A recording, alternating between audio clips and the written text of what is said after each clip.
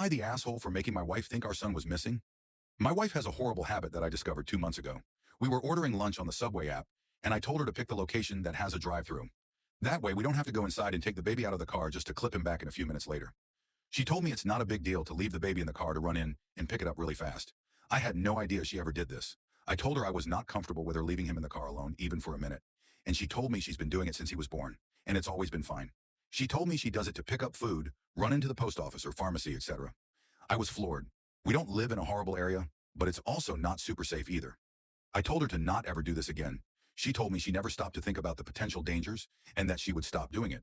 Well, yesterday, as I was driving home from my brother's house, I spotted her car at the gas station near our place. It was parked in a spot up front and not a pump, so I figured she stopped in to grab some snacks, which we like to do. I decided to stop and go in and say hi and get some food, and I pulled in and parked next to her.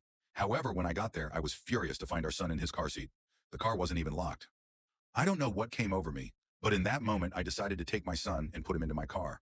He's got a car seat in there too. I then drove to the other side of the gas station parking lot and waited for my wife to come out. It took 6 minutes for her to appear. When she saw that he was gone, she looked stunned for a second and then started to frantically look around and cry.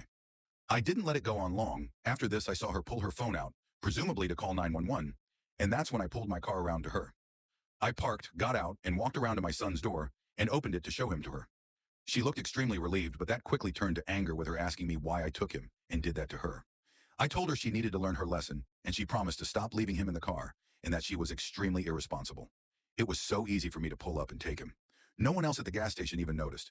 So if he really was taken, there would have been no help, and it would have been 100% her fault. She proceeded to call me cruel and psychotic and tried taking our son out of my car into hers. I said no, and that I would be driving him home, and I left. She came home not much later, but ignored me the rest of the day. She acknowledged me today saying she wanted an apology, and I said absolutely not, and she's the one who should be saying sorry. She's been guilt-tripping me the rest of the day saying no, mother should experience the fear I put her through. Did I go too far? Hey, Ada. Update on this situation. I sat my wife down this morning and did apologize for the way I went about things, but said I was not sorry for caring about our son's safety, and in the moment felt like she needed a huge wake-up call. She apologized for lying and continuing to do this unsafe practice. I asked her why she seems so casual about what she is doing. Most parents I know, myself included, are on the paranoid side when it comes to their kids, and she has been doing this for so long without seeing an issue. I asked if she thinks she's dealing with some kind of postpartum mental health issue. As I don't consider this normal, she broke down crying, saying she doesn't know what's wrong with her. She has agreed to seek counseling, and until there is a major change or improvement, I will be running all errands with my son, or we will be doing them together. But I told her I cannot trust her anymore to take him places by herself.